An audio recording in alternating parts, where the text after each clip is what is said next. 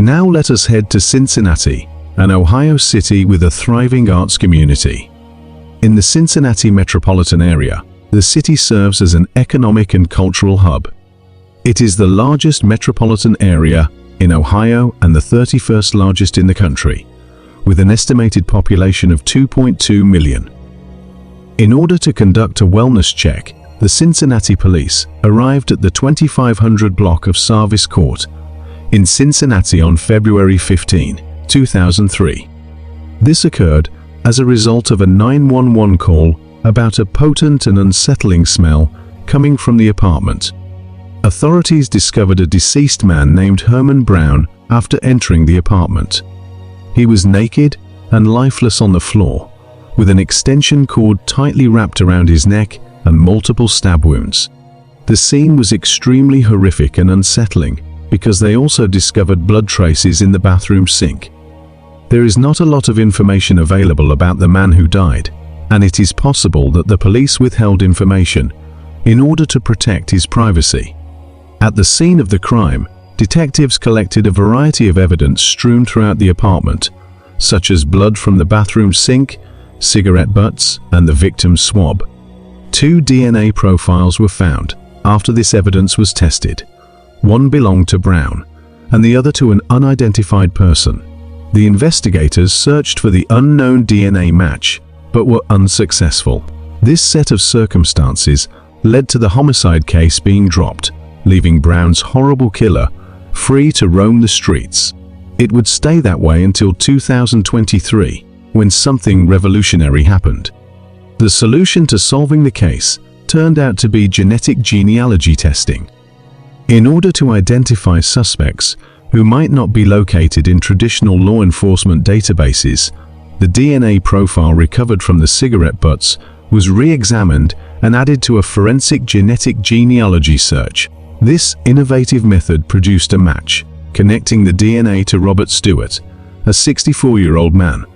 In order to validate this link, detectives performed more DNA testing, which finally proved that Stewart's DNA was on the cigarette butts from the crucial night of Brown's murder. On September 15, 2023, Stewart was finally taken into custody in Lima, Ohio, and was later extradited back to Hamilton County. He is presently being detained at the Justice Center with a $500,000 bond.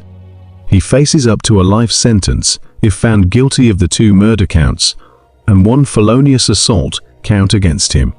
Melissa Powers, the Hamilton County prosecutor, praised the Cincinnati Police Homicide Unit. She highlighted the detectives' never-ending dedication to their cases and the victims they were assisting, praising their dedication. She underlined that no matter how long it takes to solve the case, they are dedicated to seeking justice. Powers also conveyed her appreciation for giving Brown's family and friends a sense of closure, saying that Robert Stewart's long-awaited arrest had brought much-needed justice and closure to this devastating case. Nestled in the heart of Texas, Beaumont is a vibrant city that possesses its own unique charm. Situated along the banks of the powerful Neches River, this city is home to a diverse population and exudes energy and intrigue. With a population of over 118,000 residents, Beaumont strikes a perfect balance between a close-knit community and the bustling atmosphere of urban life. Its streets tell a story of history, adorned with magnificent architecture that adds to the city's character. Beaumont's cultural heritage runs deep, resonating through its art, music, and culinary offerings. However, amidst the vibrancy of this city, a chilling tale unfolded involving a woman named Mary Edwards. Mary Catherine Edwards, a name that echoed through the halls of Price Elementary School, was more than just a teacher. Born on July 9, 1963, to Mary Ann Edwards and Lum Caswell Edwards, her journey began in a different era, in a world that eagerly awaited her arrival. From a young age, Mary displayed an exceptional intellect and a passion for nurturing young minds, leading her to pursue a career in education. In 1992, she became a teacher at Price Elementary School in Beaumont, Texas. Her positive presence and enthusiastic approach engaged her students, leaving a lasting impact on their lives and encouraging them to embrace the joy of learning. Beyond her professional life, Mary's personal story unfolded within the close-knit community of Beaumont. Despite her independent spirit, she cherished the bonds of family and friendship.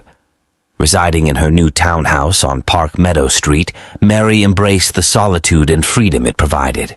Her house became a gathering place for her large circle of friends, where playful banter filled the air. The second week of January 1995 seemed like any other for Mary Catherine Edwards, ordinary and uneventful. The days followed a familiar rhythm, seamlessly blending into one another. She fulfilled her duties by nurturing the minds of young students and then sought solace in the comfort of her home. On that unfortunate Friday, on January 13, 1995, as the evening settled over Beaumont, Mary followed her usual routine. She took her beloved dog for a walk and eventually returned to her townhouse. With a glass of wine in hand during a phone call with her devoted boyfriend, little did they know that it would be their final conversation with Mary Catherine Edwards. The next day, Mary's parents attempted to contact her, but received no response. With each unanswered call, their concern and anxiety grew. Unable to bear the uncertainty any longer, they made the decision to visit Mary's home. Nervously they entered, their hearts pounding in their chests, unaware of the horrifying discovery that awaited them. In the silence of the bathroom, they found Mary Catherine Edwards lifeless, drowned in the bathtub before them. Her hands were bound with handcuffs, and her life had been cruelly taken away. As the reality of the situation sank in, despair tightened its grip on their hearts. Mary had not only suffered a terrible assault, but her very existence had been stolen from her. The investigation into the case of Mary Catherine Edwards began with great determination. The detectives meticulously searched the crime scene, hoping to find any clues that could lead them to the truth. They meticulously combed through every inch of her bedroom, carefully collecting and analyzing items. The results of the autopsy played a crucial role in uncovering the facts. The medical examiner examined Mary's body and discovered foreign DNA, providing a valuable lead for the investigators. As the evidence, both physical and testimonial, started to come together, a clearer picture emerged, hinting at who might be responsible for the crime. The investigators tirelessly pursued every lead, leaving no stone unturned. After interviewing numerous individuals, ranging from eyewitnesses to Mary's colleagues and close acquaintances, the investigators aimed to gather all available information to reconstruct the events surrounding her death. Despite their exhaustive efforts, the case eventually reached a dead end. The leads they once pursued with optimism began to fade, enveloping them in a frustrating silence. One detective, emotionally connected to the case through a close friend, experienced vivid dreams related to Mary's demise. In these dreams, he witnessed the autopsy and envisioned Mary reaching out to him, seemingly eager to disclose her assailant's identity. However, each dream concluded abruptly, leaving him with more uncertainties than resolutions. Driven by an unwavering commitment to uncover the truth, his distinctive perspective and emotional investment prompted the investigators to seek his counsel. Mary Catherine Edwards's tragic passing deeply impacted all those touched by her narrative, fostering a collective resolve to bring closure to her case and rekindling hopes for justice to prevail. Despite persistent endeavors, the leads gradually dwindled, leading the investigation to a standstill. The case grew cold, devoid of any significant breakthroughs or fresh leads to pursue. As time passed, the memory of Mary Catherine Edwards's tragic story lingered in the hearts of those who knew her and the community she had touched. It was a case of personal significance for many, including Bob Wortham, the district attorney of Jefferson County. Several individuals in his office shared personal ties with Mary, either through their children who were her students or due to their shared church affiliation. This renewed personal connection fueled a fresh determination to seek justice. In 2020, the Texas Rangers, under the leadership of Brandon Bess, stepped up to reignite the investigation.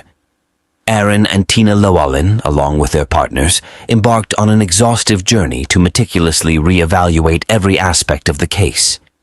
Their objective was to gather all the scattered pieces of evidence, meticulously sifting through old files and eliminating any duplicates to ensure that no detail was overlooked. Once the foundation was laid, the team began exploring new avenues and possibilities. It was during this phase that they crossed paths with Othram Labs, a pioneering force in the field of DNA analysis.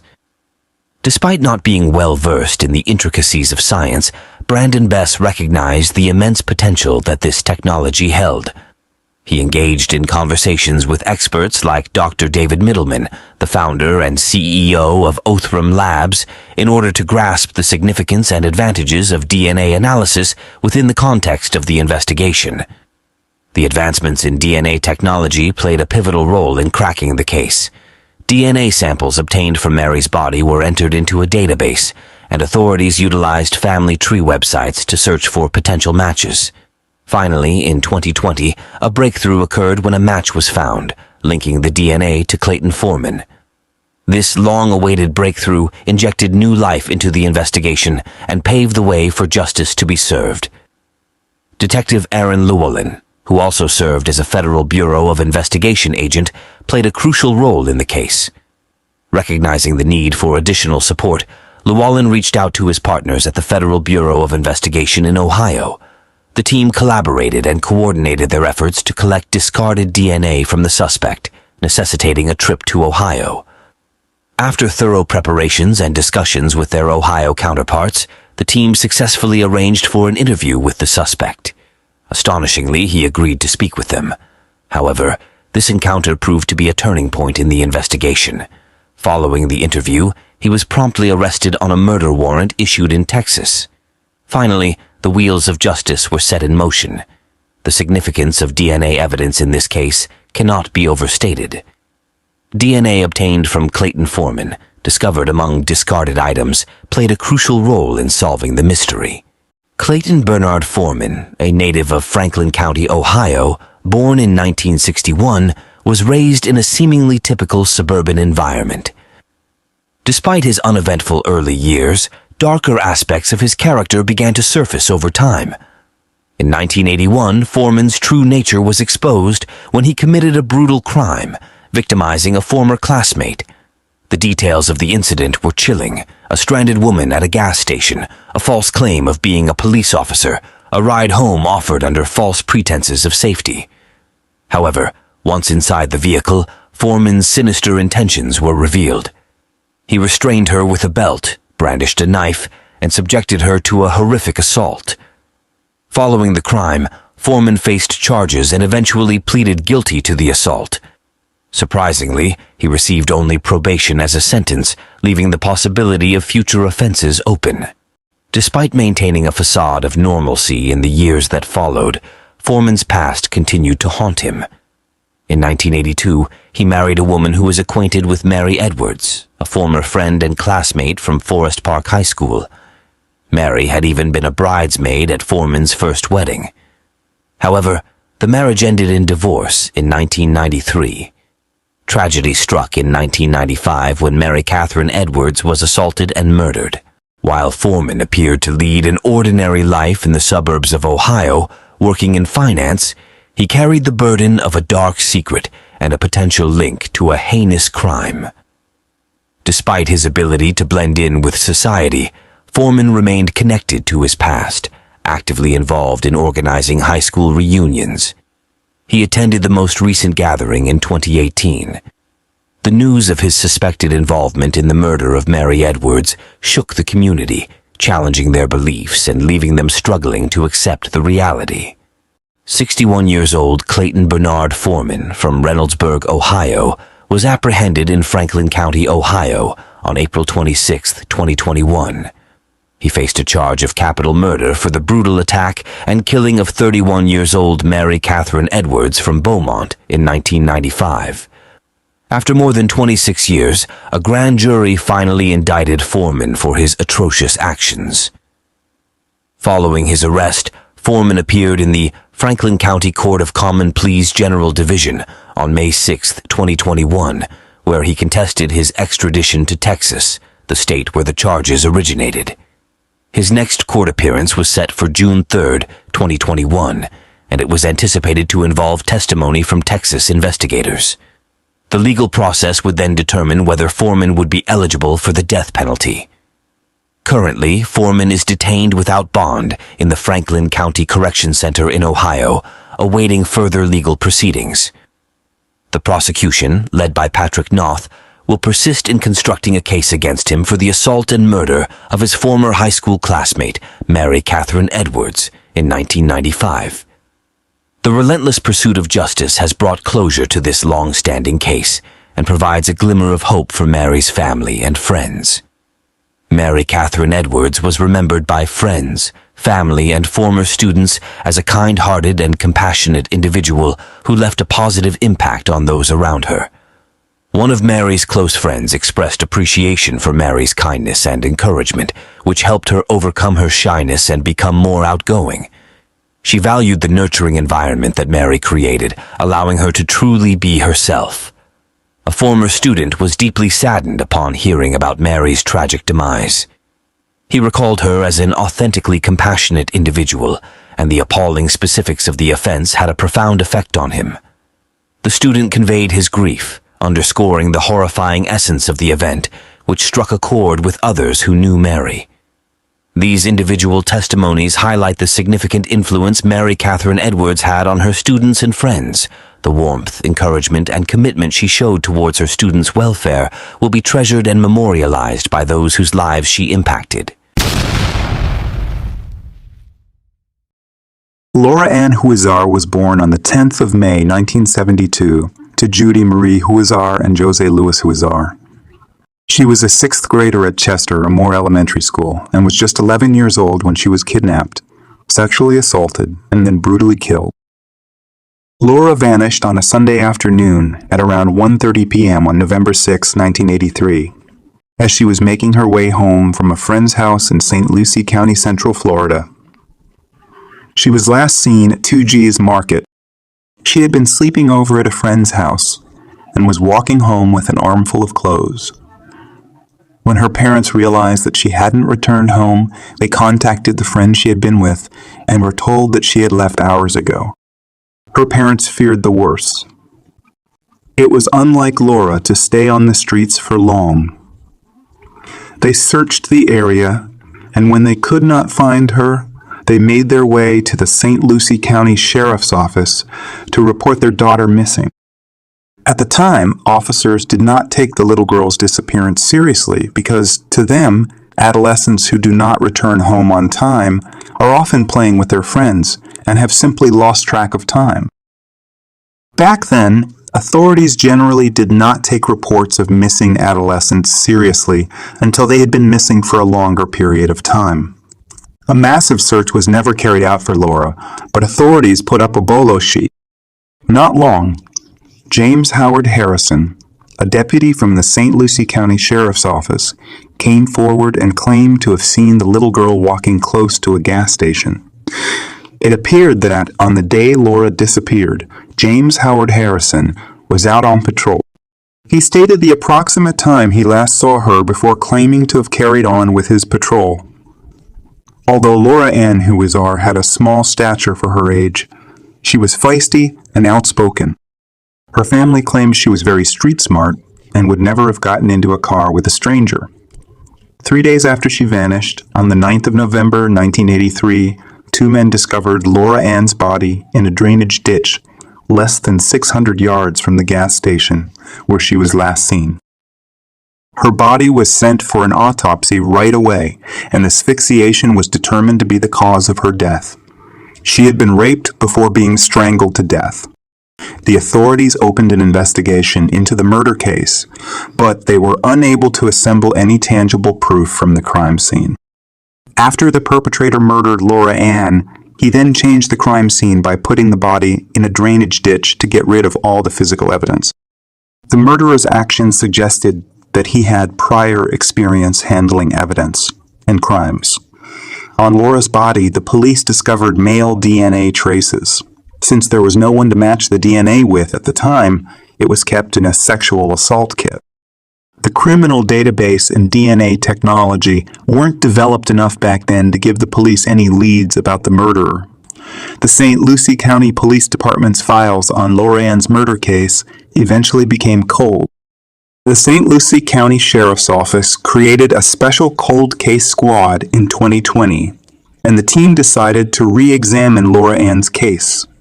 The investigation was being led by Detective Paul Taylor.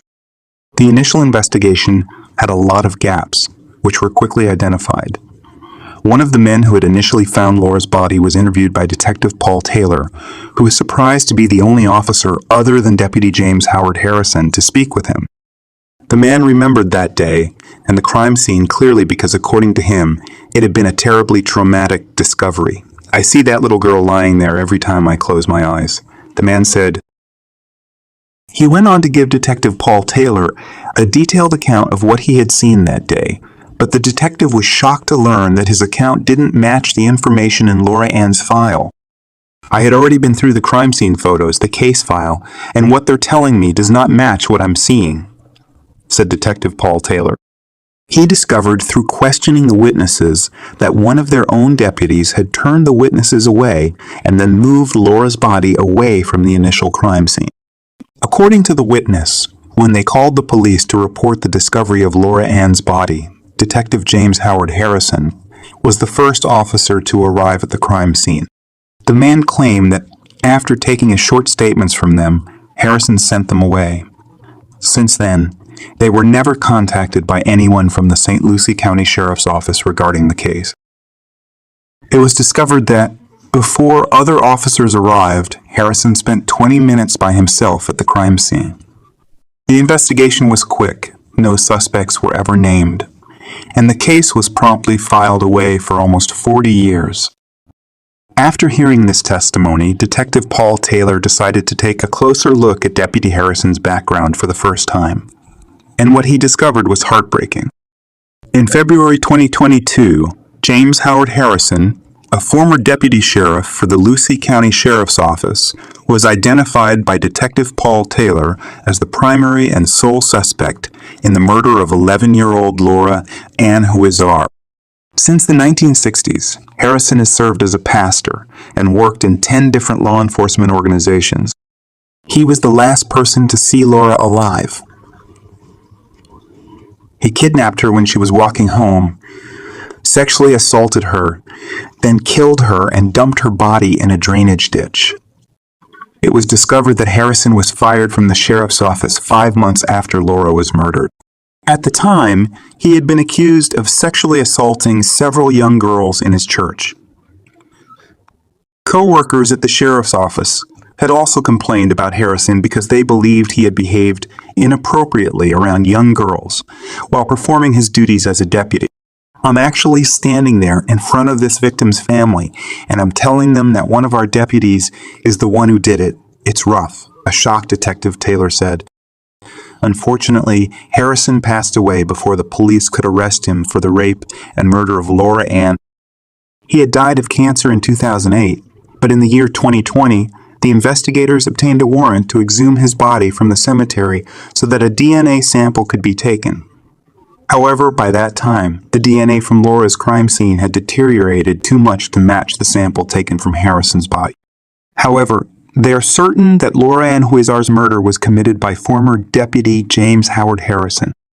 The St. Lucie County Sheriff's Office has stated that they are certain that Harrison killed Laura Ann based on witnesses' accounts, evidence tampering, and a history of sexual assaults on young girls. Due to his inappropriate behavior with young adults, Detective Taylor claimed that Harrison was forced to resign from both his church and the St. Lucie County Sheriff's Office 5 months after the murder of Laura Ann Huizar. Investigators entered Harrison's DNA into national and state databases. In order to ascertain how many more victims he had, his DNA is currently being tested in a number of Florida cold cases.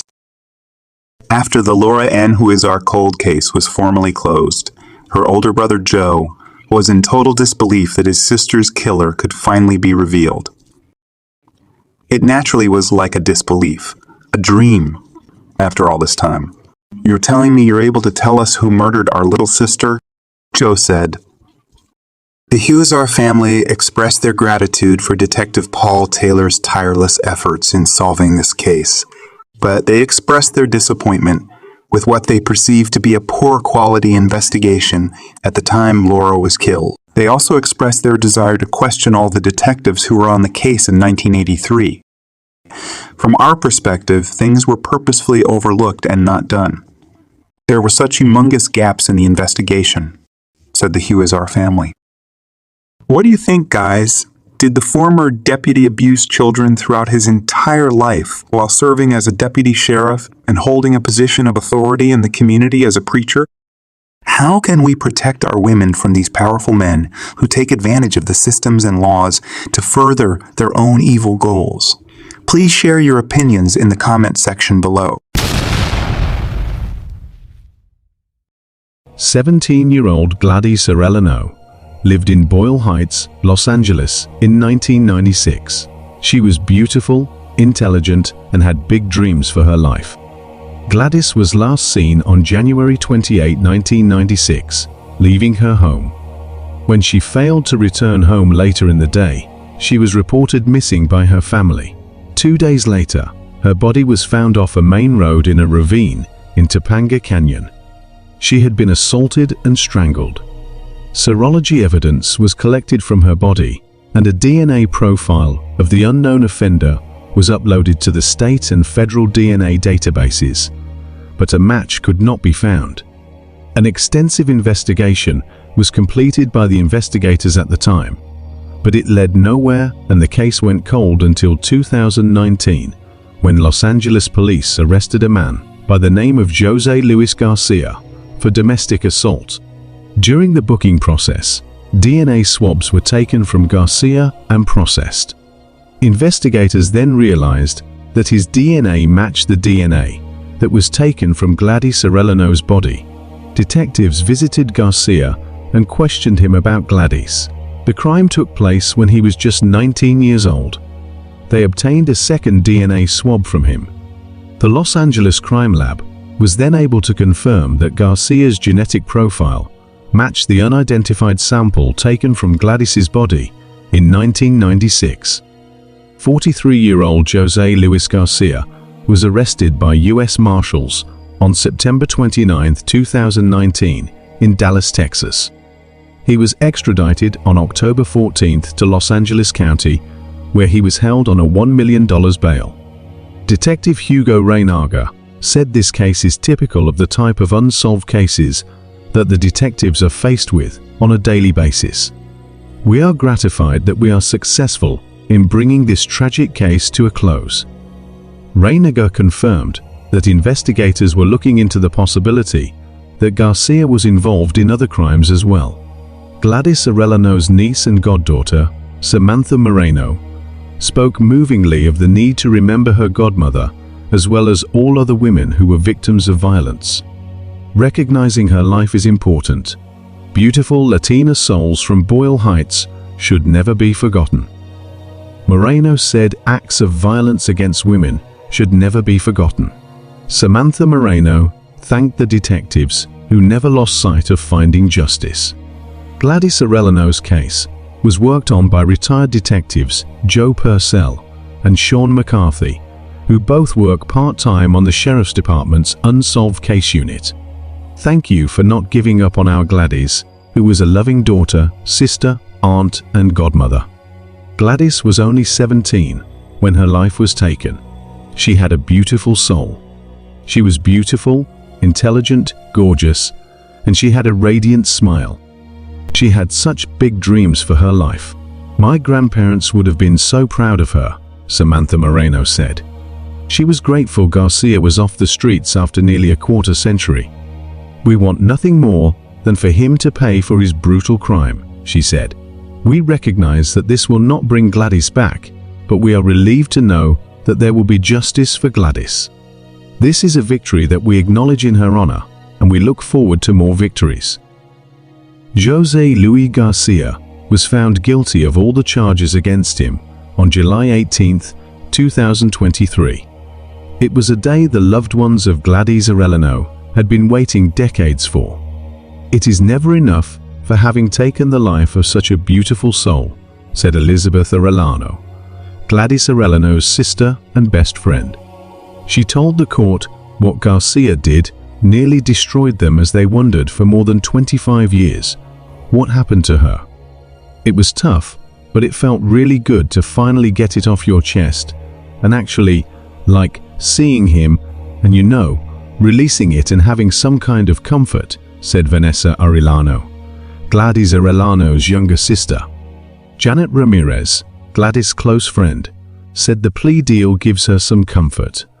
"But it is not enough. 19 years is never enough, but I have comfort knowing now she can rest, that the perpetrator is going to be behind bars, because for 25 years, I've lived with the guilt of not knowing what I could have done different," Ramirez said. José Luis Garcia was sentenced on August 15, 2023 to 18 years and 8 months in prison for taking Gladys Arellano's life. Garcia pleaded no contest to voluntary manslaughter, kidnapping, and domestic assault. According to the district attorney's office, he waived his credit for the just over 1,000 days he has spent in jail since his 2020 arrest. Retired Sheriff's Detective Joe Purcell, who handled the cold case investigation, said, "The fact is that we can give justice to people and to society. It is really important not to let these cases go unresolved. We need to have people pay the debt they owe to society." Tucked away on Dallas, Texas's southwest side is the Oak Cliff neighborhood, known for its own charm and personality. This thriving village radiates an irresistible charm with its blend of various cultures, varied architecture, and scenic beauty. The streets and buildings of Oak Cliff are painted in an array of colors that welcome you. There are plenty of visually appealing sights to take in, from the breathtaking paintings that border the buildings to the quirky boutiques and lively marketplaces. People in Oak Cliff take pride in their neighborhood and get to know their neighbors. With more than 64,000 residents, it is home to a broad range of people, each with a special tale to share. People from different walks of life reside in the neighborhood, from entrepreneurs to artists. However, a terrible crime happened here in 1989, in an otherwise quiet neighborhood. Mary Haig Kelly was a longtime Oak Cliff resident who led a happy and full life at her home on North Francis Street. On May 5, 1911, she was born in Clarksville, Texas. Mary had a sister and 2 brothers. When she was a child, Mary developed an early love of learning that she would pursue throughout her life. Mary studied at what is now Texas A&M University Commerce, formerly known as East Texas State Teachers College. She earned a degree in education in 1931 and began working as a teacher in the Dallas region. Mary was adored by her pupils over her more than 30-year teaching career in the Dallas Independent School District because of her generosity and compassion. Mary did not get married and did not have any children. She was the only resident of an apartment at the Villa d'Oro complex in Dallas's Oak Cliff neighborhood. Although Mary was regarded as a reclusive individual who kept to herself, she was cordial with her neighbors and would frequently stop to talk. Mary was 78 years old in 1989. Despite being retired for a number of years, she continued to maintain contact with many of her former students. She was well liked by everyone in the neighborhood and was known for her kindness and compassion. However, nobody anticipated that a terrible incident was about to happen to her. January 19, 1989, was a bitter winter's day when the Dallas Police Department got a disturbing call.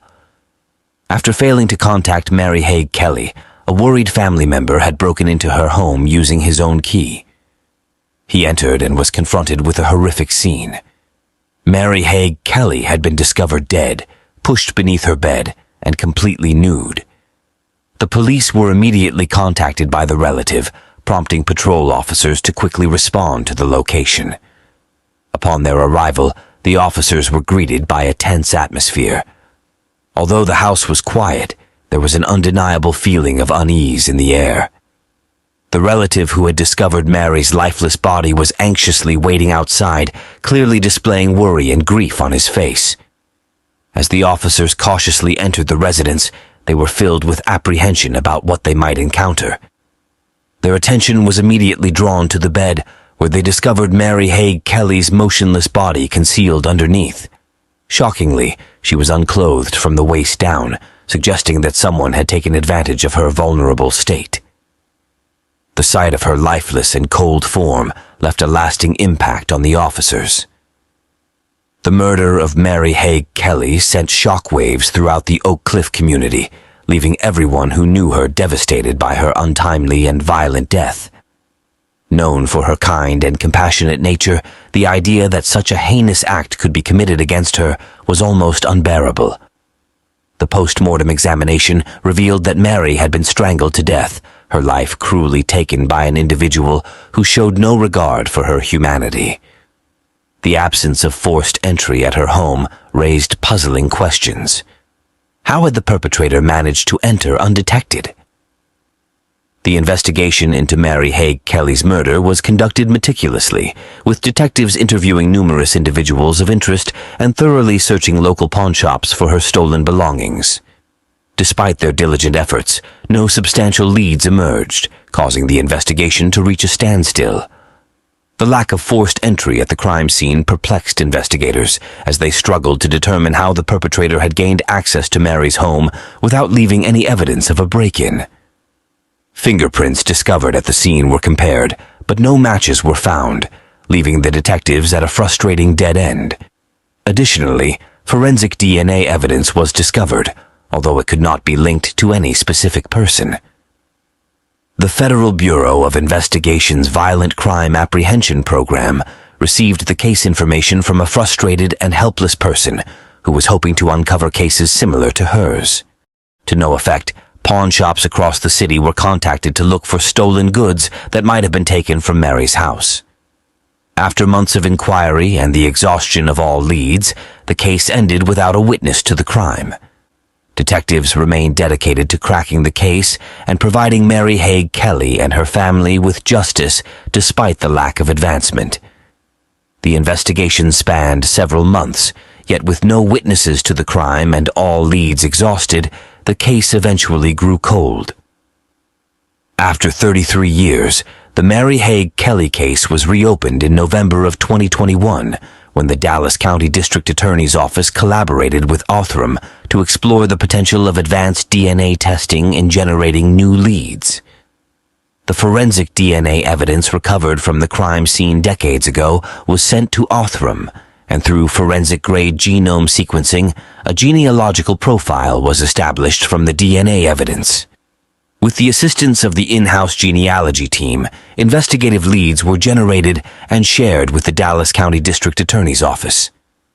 The investigation persisted, and in July 2022, 53-year-old David Rojas was identified as the suspect in Mary Haig Kelly's murder, thanks to the breakthrough facilitated by Othram. Rojas was apprehended by the Dallas Police Department and charged with capital murder. The funding for the DNA testing and genealogical research was made possible through a grant from Season of Justice, awarded to Leighton D'Antoni from the Dallas County District Attorney's Office. Season of Justice has played a crucial role in advancing cold cases by providing funding for cutting-edge DNA solutions such as forensic genealogy and next-generation sequencing. Rojas was 20 years old at the time of the murder, and genetic genealogy ultimately led to the identification of the half-brother of the individual whose DNA was discovered on Kelly's body. This half-brother resided next door to Kelly at the time of her demise. The police located the half-brother and utilized a discarded six-pack of Bud Light to match his DNA with that found on Kelly's body. Rojas's arrest was announced by the Dallas Police Department on July 22, 2022, and he is currently detained at the Dallas County Jail on a $750,000 bond. The Mary Haig Kelly cold case is a somber reminder of the value of justice and closure for victims and their families. For more than 3 decades, the investigation remained cold until advanced DNA testing and genealogical research brought new leads and identified a suspect. The work of organizations like Othram and Season of Justice, along with the unwavering dedication of law enforcement officials, played a crucial role in bringing this case to a successful conclusion. Assistant District Attorney Leighton D'Antoni of the Dallas County District Attorney's Office praised Othram's efforts in solving this challenging case, stating that the case would not have been solved without them. This case serves as evidence of the effectiveness of cutting-edge DNA testing and genealogical research in cracking cold cases that had long seemed intractable. A 29-year-old mother of 2 named Mary Mathis Davis vanished without a trace in Lexington on the 30th of May, 1987. The news of her disappearance devastated her family and friends. The following day, her body was discovered behind a nearby supermarket, and the discovery shocked the neighborhood. Despite the police department's best efforts, the case remained unsolved for more than 30 years before a breakthrough in 2023. This case takes us to the city of Lexington in North Carolina. The city of Lexington has a rich and diverse cultural heritage, and its well-known barbecue has earned it the title Barbecue Capital of the World. Beyond its delectable cuisine, Lexington has a charming downtown populated with interesting stores and eateries that reflect the city's warm and welcoming nature. Popular with tourists, the city's historic uptown Lexington neighborhood has beautifully preserved early 19th century buildings. On February 12, 1958, Mary Mathis Davis was born in Lexington, although little is known about her early years. She had a sister named Lisa Hinkle, whom she grew up with. Mary and Lisa had a tight-knit bond in such a way that nothing could separate the both of them. Lisa described her sister as a lovely, compassionate person who never failed to brighten up a room with her contagious smile. Mary was also said to have had a talent for putting people at ease. When the two came of age, Mary got to meet a man named Richard Davis. A spark began to develop between them as they got to know one another, and before they knew it, they were engulfed in a passionate relationship. As their relationship progresses, Richard Davis knew he wanted to spend the rest of his life with Mary. Mary was overcome with joy when he one day suddenly asked her to be his wife. Without hesitating, she said yes to his proposal. Following the proposal, Mary and Richard started to eagerly make plans for their future as a couple. They talked for hours on end about what their future held, sharing their goals and aspirations for the life they were about to begin. The big day quickly approached, and the couple exchanged vows in a charming and private ceremony. Following the wedding ceremony, Mary and Richard began a new chapter in their lives and eagerly anticipated the journey that lay ahead. The years passed quickly, and Mary and Richard soon had 2 lovely children. The first child was a boy, and the second, Tracy, was a girl. Mary's heart brimmed with love, and she cherished every second she had with her kids. Later on, she accepted a position at Lexington's Lanier's Ace Hardware store in order to support her expanding family. Mary didn't mind the fact that the work wasn't the most glamorous. She was appreciative of the chance to generate a consistent income. Even though Mary didn't make much money, it was still enough to pay the bills and put food on the table. Mary was determined to give her family the best life she could, despite the difficulties that came with balancing the demands of motherhood and working a job. Life went on at a good pace as the days turned into weeks, then weeks into months. Mary's family was doing well, and she was happy inside, but tragedy was lurking around the corner, ready to strike whenever anyone least expected it. On May 30, 1987, Mary left her house as usual to go to work. Though it seemed like any other Saturday, she had no idea that it would be her last day on Earth. When Mary got to work, she smiled and said hello to her colleagues before starting her day. She eagerly got started on her task. But as the hours passed, she noticed that she was growing hungry and restless. By noon, her tummy was grumbling, and she painstakingly waited for lunchtime. When the time finally came, she was relieved to have the opportunity to leave the four walls of her workplace. She anticipated treating herself to a nice meal. She checked her purse to see if she had enough cash to get herself lunch, and when she was certain she did, she left her store and went to a nearby restaurant. No one would ever again see Mary alive after this. She didn't go back to work again. Once her lunch break was over, her absence became more obvious with each second that went by. Her coworkers couldn't help but wonder what was taking her so long. Their confusion changed into worry as the minutes felt like hours. They knew they needed to find her quickly because there were no indications of her return.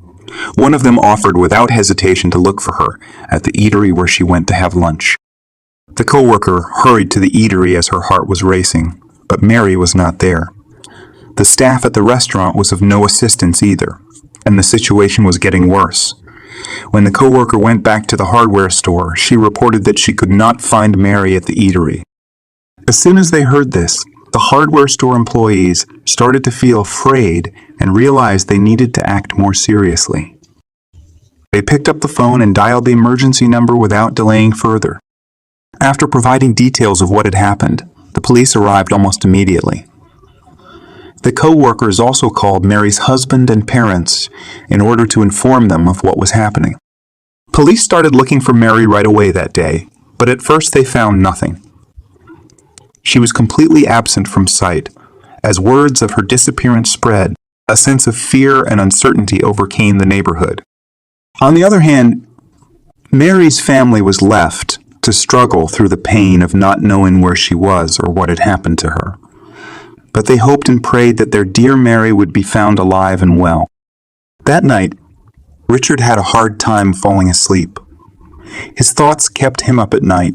He had a gut feeling that a serious problem had befallen his family. He realized that Mary's disappearance was not a straightforward case of getting lost in the city because it did not make sense to him.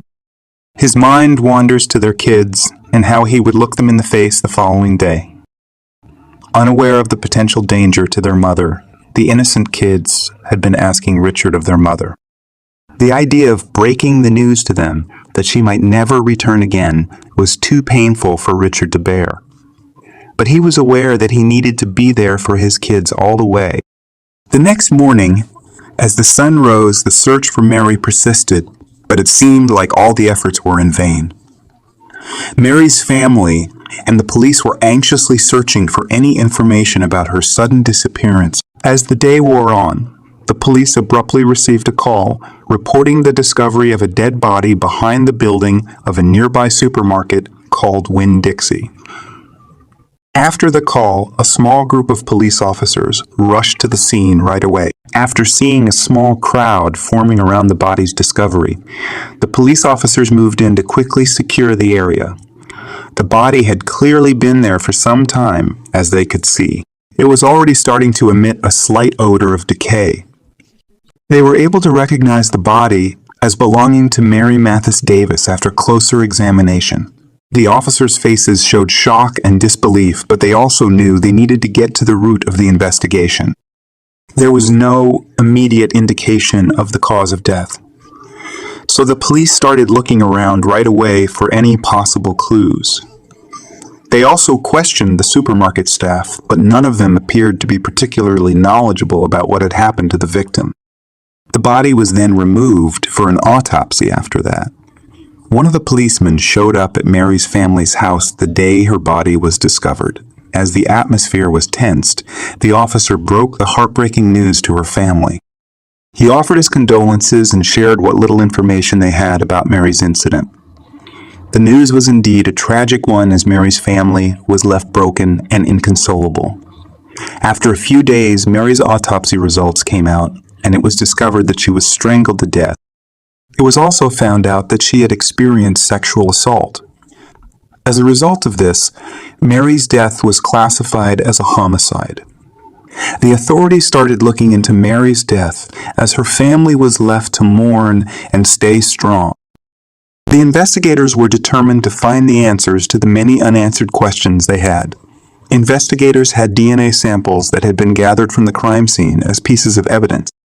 Though there wasn't much that could be done with this, due to the lack of advanced DNA technology at the time.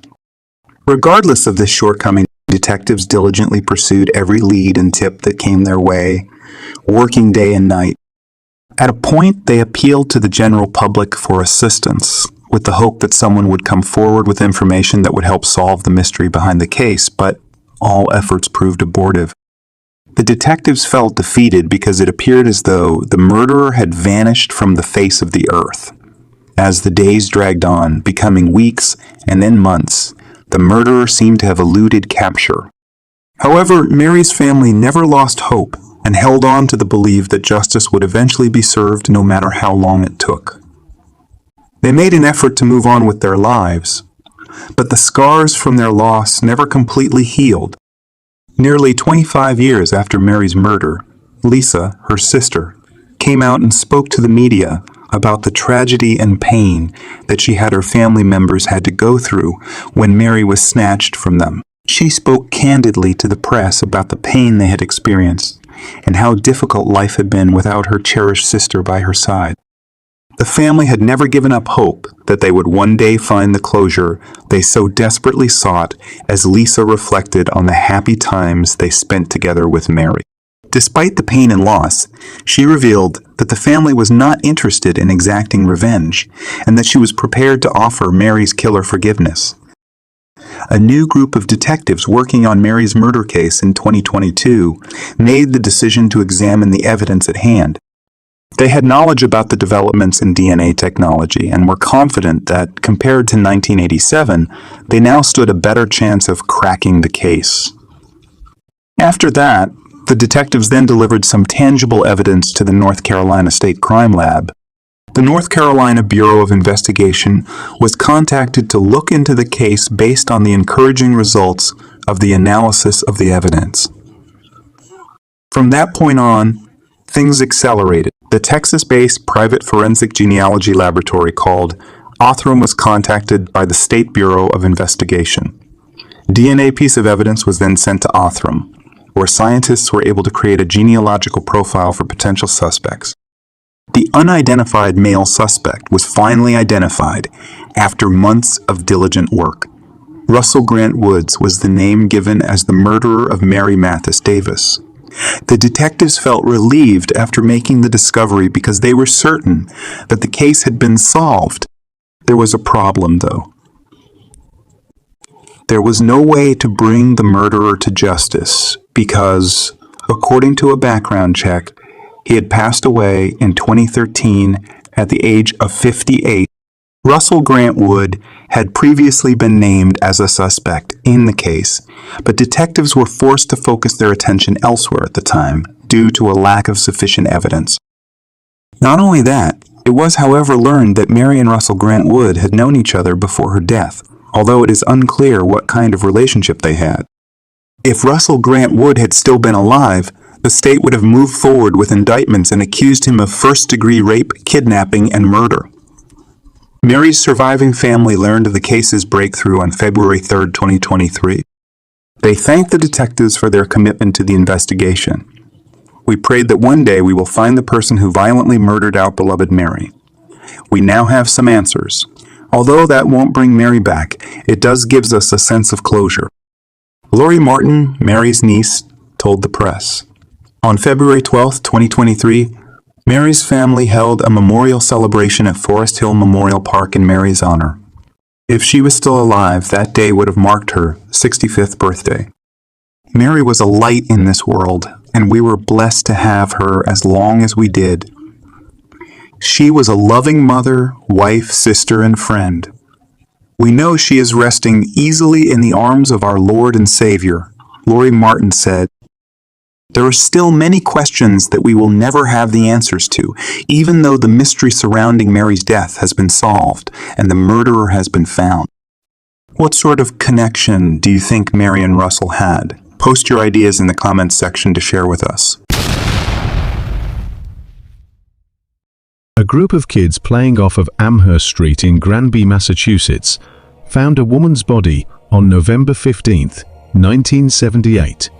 Buried under a pile of leaves, investigators were able to determine that she had been fatally shot in the temple.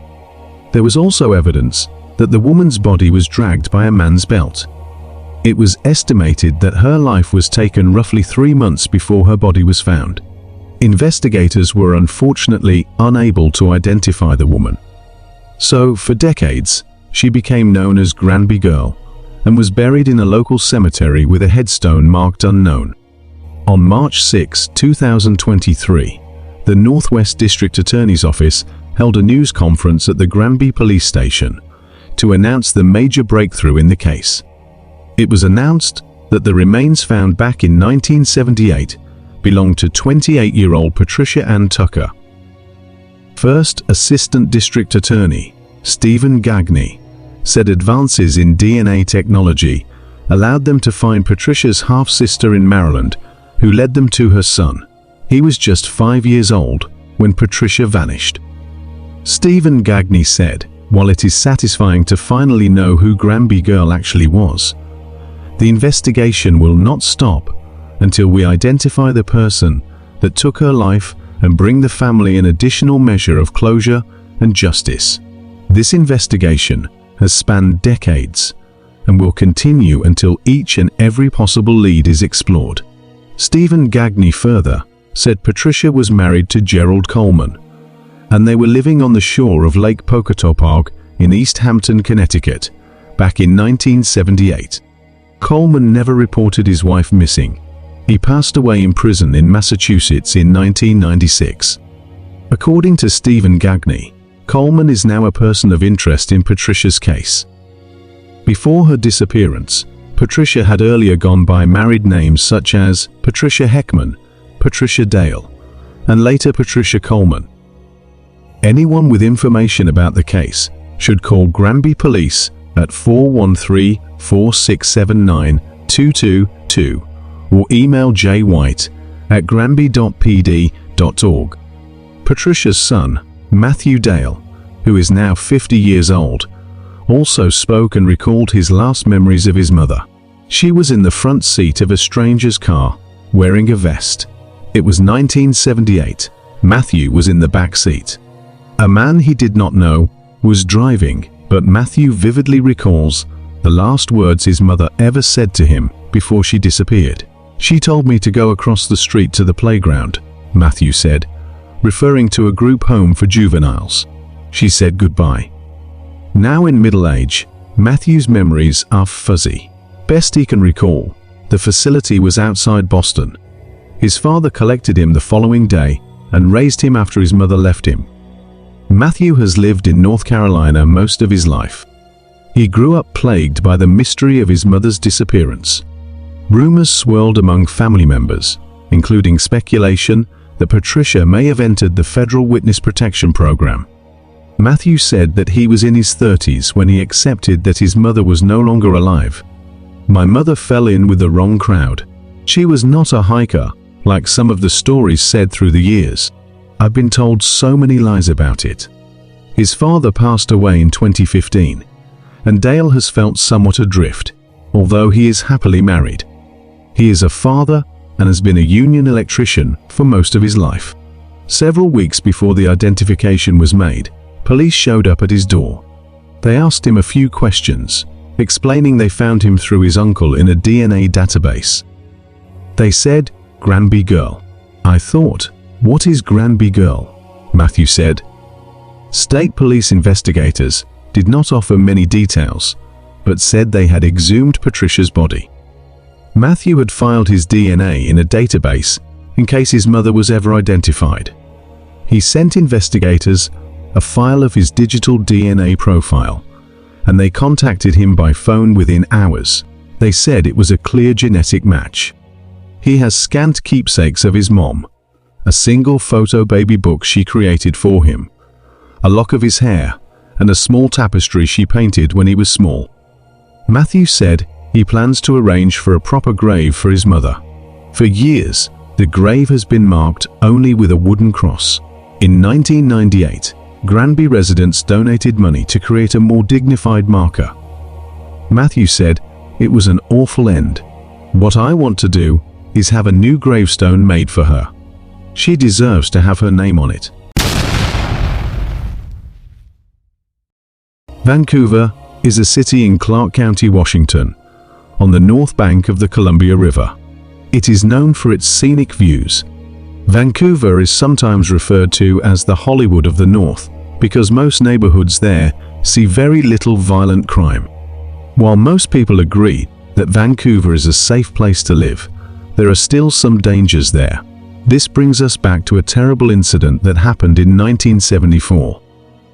Born in Eugene, Oregon, sometime in 1956, Martha Murray Morrison grew up with her sister, Reba. Despite their mother's deafness, the two girls got along well, and Martha devoted many hours to learning sign language. This allowed her to help her mother during the majority of her childhood. While residing in Lane County, Oregon, Martha was placed in foster care for a period of time. She went to Corvallis Farm School in Corvallis and Roosevelt High School in Portland. Martha had a past of drug abuse, drug use, and running away from the Corvallis Farm School, as well as her foster and biological family's residence. By 1974, Martha was a pretty 17-year-old with long brown hair and hazel eyes. She went to Arizona to take part in a job program there, where she met a boy who was also a student. The two moved to Portland together in the middle of 1974. The boy was thought to be Martha's boyfriend and worked as a welder at the shipyards. While they did not argue frequently, on September 1, 1974, Martha stormed out of their apartment with a suitcase after giving up on him following an argument. Tragically, this was the last time Martha's boyfriend saw her alive. Martha never came back home. The following month, there were reports of a foul smell coming from Dole Valley, a heavily forested area of Vancouver in eastern Clark County. On October 12, 1974, a search party was formed to investigate the issue, and while in the valley, they found the remains of two women arranged side by side. Their bodies had just been left on the ground, and wildlife had taken its course on them, making it difficult to determine the cause of death. Nevertheless, the authorities were called to the scene. Still, the police believed that the two women had been murdered, and they had sufficient proof to declare the case a homicide. Following her husband's August 4th report of her missing on that same year, dental records quickly revealed the identity of the first body to be 18-year-old Carol Platt Valenzuela. When Carol failed to arrive home that evening, as planned after being last seen hitchhiking in Vancouver, Washington, on August 2, 1974, her husband became concerned. Over the course of the following few days, he searched for Carol, but was unable to locate her, so he reported her missing to the police. After learning of the discovery and being questioned further, Carol's husband was freed on October 25, 1974, following his successful completion of a polygraph test. Carol had left behind twins who were only 10 months old when she vanished. All inquiries yielded no results regarding the identity of the second body. Still, the age of this unnamed woman was initially estimated to be in the range of 20 to 25. An anthropologist from the University of Washington was tasked with examining the remains. It was difficult to determine the precise time or cause of death due to animal activity and natural decomposition, but examination revealed that the victims had been dead for at least 2 weeks before their bodies were found, though it was possible that the women were not killed at the site where they were discovered in the months that followed the murder, and they might have been killed at different times. Sadly, the public failed to recognize the forensic facial reconstructions of the unidentified victim that were made from frontal and profile views and published in a newspaper. Detectives even disclosed physical attributes of the woman, mentioning her curly textured hair and poor dental hygiene. An extensive investigation was initiated to track down the murderer and identify the remains of the second woman discovered at the crime scene. However, the detectives' efforts proved fruitless as no clue or piece of evidence discovered at the scene could point a finger at the murderer. Although serial killers such as Ted Bundy and Randall Woodfield were identified as persons of interest in the murder cases of these two women, no concrete evidence was found to connect them to the incident. In the hopes that it would one day help solve the case, a DNA sample of each woman was collected and stored. The second woman's identity remained a mystery for several years, despite the forensic department and law enforcement's best efforts. After many years, with no fresh developments, the case grew hazy and was ultimately put on hold. Nikki Costa, an operations manager at the Clark County Medical Examiner Office, found in 2007 that the unidentified remains from the 1974 case had been mislabeled.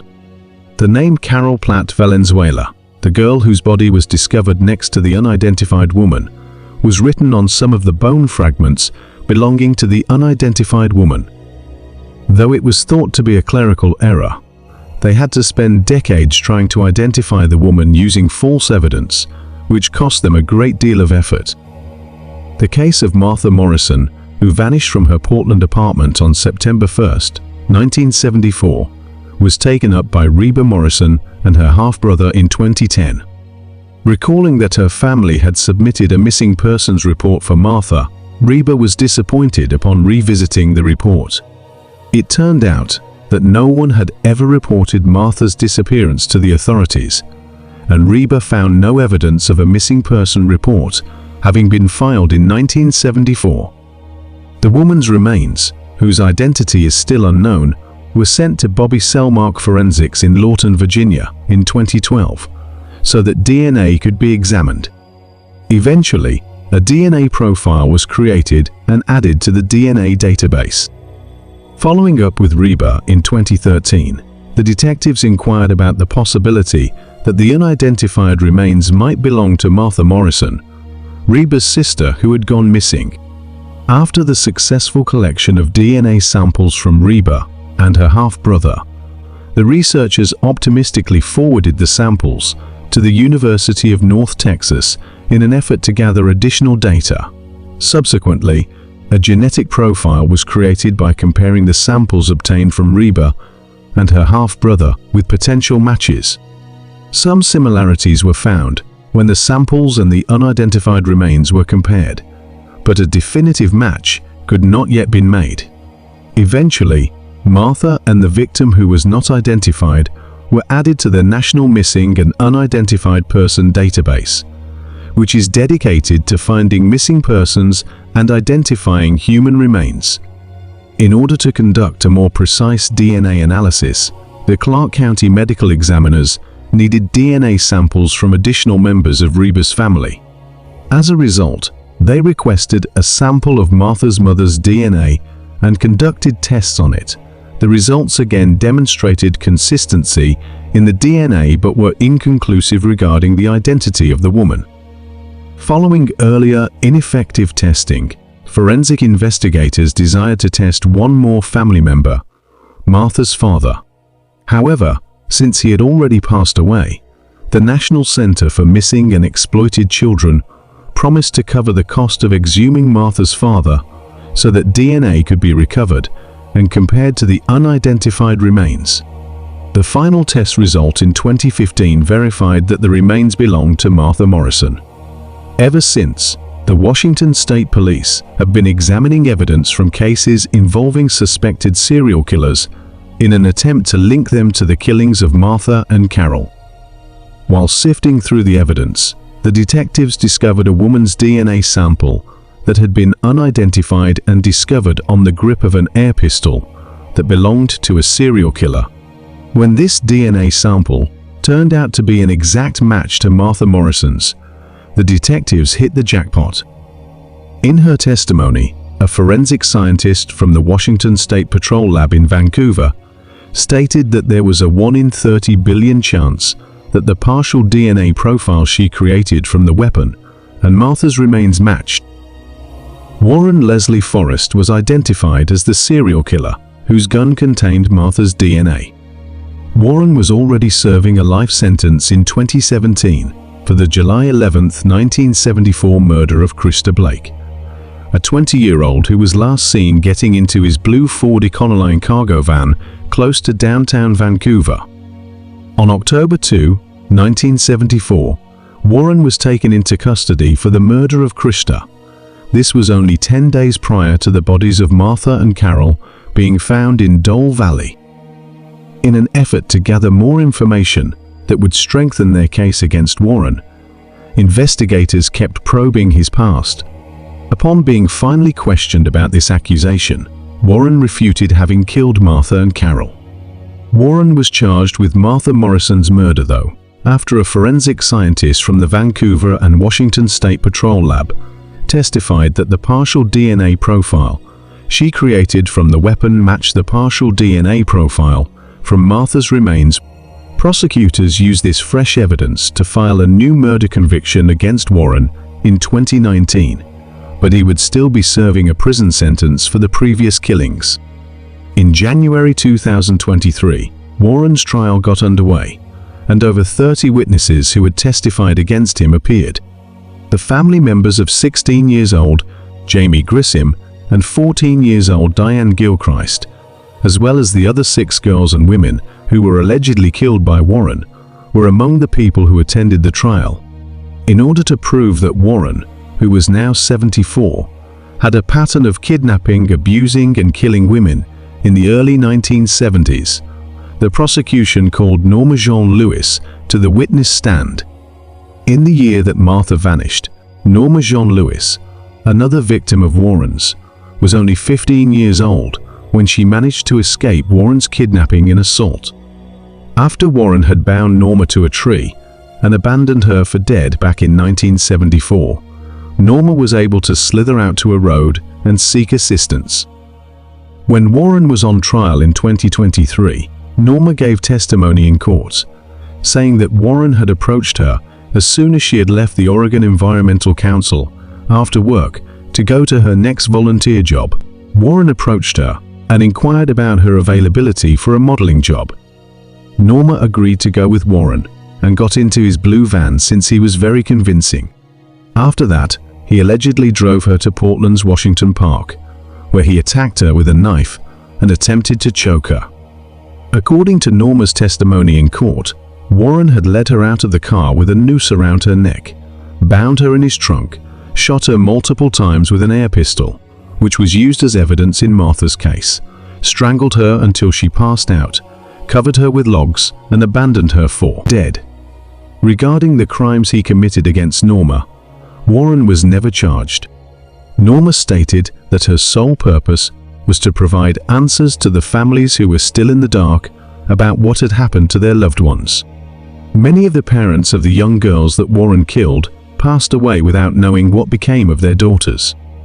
Norma, the lone survivor of Warren's victims, claimed to have known what those girls' final moments would have been like, and that all she wanted was for Warren to face justice for the killings and provide some closure to the families of his victims. Warren's defense lawyer, Cian Downs, stated that there was no proof of how or when Martha had passed away. He also brought up the fact that no one had ever kept track of the precise day she vanished. Cian clarified that all of the accusations made against Warren regarding Martha were purely conjectural and that Warren and Martha were total strangers. He went on to say that there were a number of distinctions between Warren's earlier assaults and Martha's case. The site where the remains of Warren's other victim, Norma, were discovered and where Martha's remains were discovered were not the same. The location of Martha's crime scene had nothing to do with the parks in Clarks County, where Warren had previously worked in one of its departments. Lauren Boyd, the Clark County prosecutor, stated during the closing arguments that Warren's plan to kill Martha was proven beyond a reasonable doubt by the DNA evidence and his history of kidnapping, abusing, and abandoning young women in rural Clark County in 1974. Lauren testified in court that Martha's blood was not accidentally on Warren's air pistol. She continued by saying that there was no other explanation because Warren's killing of Martha was the only way the blood could have ended there. A Southwest Washington jury on February 1, 2023, found suspected serial killer Warren Leslie Forrest guilty of first-degree murder in connection with Martha Morrison's cold case death. On February 17, 2023, he was rightfully sentenced to a further life term for the horrible act he had committed in 1974. The families of Warren's known victims breathed a sigh of relief, realizing that justice would have to suffice for the time being. They were relieved that the truth was at last publicized and that Warren would bear the consequences, even though nothing could ever bring back the loved ones Warren had stolen from them. Moving forward with their lives and cherishing the memories of the ones they lost would be their next steps at this point. Michael Morrison, Martha's half-brother, stated that more investigation was necessary for Warren's other possible victims. For him, the issue went beyond his sister's murder to include the years of suffering that all the families had to endure. At least 5 other homicide cases still have Warren as the main suspect, and the investigators will not stop until they have conclusively connected him to the crimes he committed. On January 24, 1985, the lifeless body of a woman was discovered by a truck driver on Highway 78 in Olive Branch, Mississippi, near the Coldwater Bridge. The investigation conducted by the DeSoto County Sheriff's Office revealed that she had been strangled with a ligature. Notably, the woman was missing her shoes, undergarments, and jacket. Despite their efforts, the authorities were unable to identify her, classifying her as a Jane Doe. The DeSoto County Sheriff's Office described her as a female, weighing around 110 pounds, standing at a height of 5'3", and estimated her age to be between 20 and 35 years old. They also noted her distinctive features, including red to blonde hair, 3 small piercings in each ear, tattoos on the inside of both ankles, and a surgical scar on her left forearm. Unfortunately, no further details could be determined about her identity, and the case remained unsolved for nearly 4 decades. However, in 2022, a breakthrough occurred when Carla Davis, a philanthropist and Mississippi native, provided funding to the DeSoto County Sheriff's Office and the Mississippi Office of the State Medical Examiner. Their goal was to address the backlog of cold cases in Mississippi, including the unidentified woman's case. They decided to send forensic evidence to Othram, a forensic laboratory, in hopes of finding a match for the remains. Additionally, the sheriff's office thoroughly investigated leads from individuals who believed the Jane Doe could be their missing relative. These leads were meticulously examined and ruled out by the crime scene technician and evidence clerk of DeSoto County. Finally, in March 2024, Othram successfully matched the DNA of the unidentified woman's body. After nearly 40 years, her brother residing in California was contacted and informed of the discovery. The woman was finally identified as Lori Ann Mealer Pennell, who was born on September 6, 1962 in Missouri. Tragically, she was only 23 years old when she met her untimely demise. Prior to her disappearance, Lori Ann had been seen at a truck stop in West Memphis, Arkansas.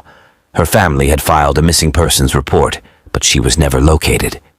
In remembrance of Lori Ann, her remains were laid to rest at Blocker Cemetery in Olive Branch, with her gravestone bearing the name Jane Doe and the date her body was found, January 24, 1985. The DeSoto County Sheriff's Department has affirmed its commitment to tirelessly pursue the individuals responsible for the crime. In a press release, they stated, "We firmly believe that justice knows no bounds of time, and as such, we will persistently strive to identify the culprits and ensure they face the consequences of their deeds."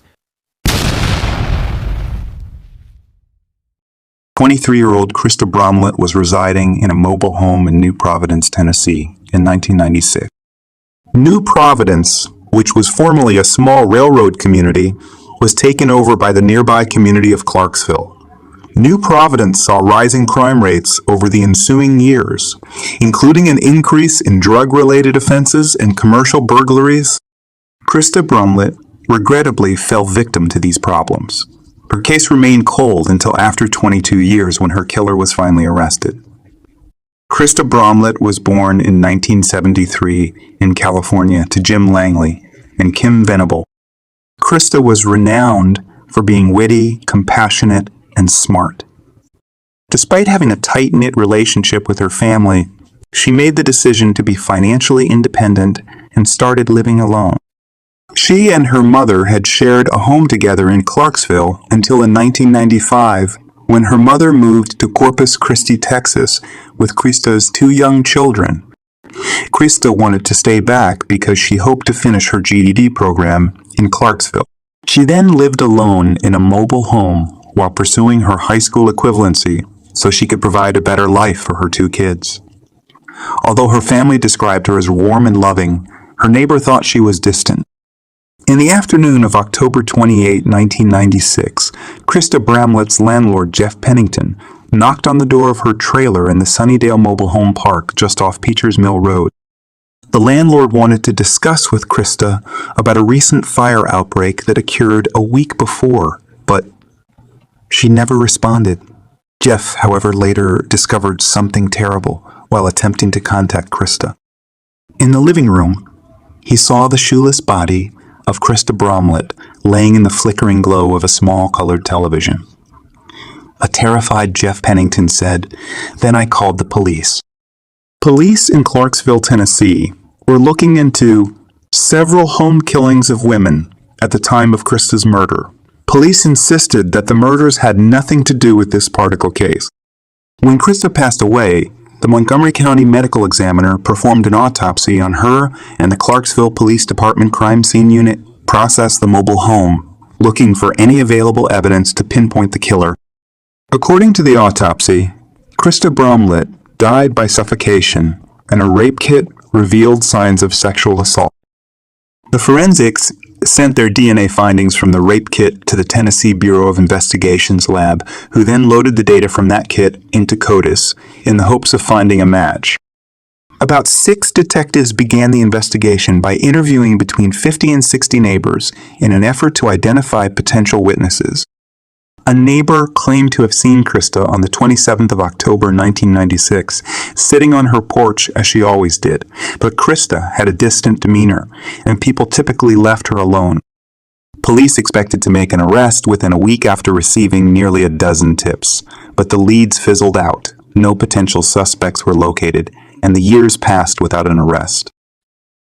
Detective Michael Ulrey of the Clarksville Police Department did not receive the news he so wanted until after 22 years in February 13, 2019.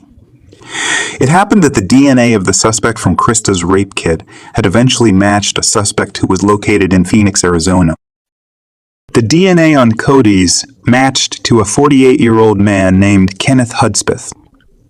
Detective Michael Ulrey stated that Hudspeth hadn't been mentioned in the investigation up to this point, and no one had noticed him. When Detective Ulrey spoke with the suspect in April, he learned that Hudspeth had indeed lived in the Clarksville at the time of Krista's murder and had left the city in December 1997. Hudspeth didn't deny all the facts presented to him.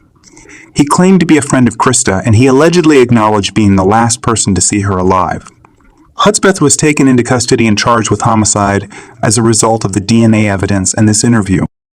He was transferred to Tennessee to await trial after waiving extradition. Investigators learned from Hudspeth's arrest records that he had been detained on multiple occasions for offenses like domestic assault and felony assault. He has served time in jails in Texas and Arizona. His DNA should have been in CODIS years ago, but investigators think the evidence chain of custody may have resulted in lost or ruined swabs. Hudspeth asserted that he had previously done drugs with Krista Bramlett while residing in Clarksville's Sunnydale Mobile Home Park. These allegations were refuted by Krista Bramlett's toxicology report, which revealed a low blood alcohol content. When asked if he had sex with her, he initially denied it, but after seeing the autopsy results and the DNA found inside Bramlett and on her bra, he admitted that he had been so high that he couldn't recall whether or not he had sex with her. "I was on bad dope. I know her. Did I have sex with her? I mean, I don't remember that," Hudspeth said in the courtroom. "I just don't see myself raping and killing this woman." "I hope I didn't," he said again. As soon as there was a break in the case, Krista Bromlett's family members were informed. I knew all along that it was just a matter of time.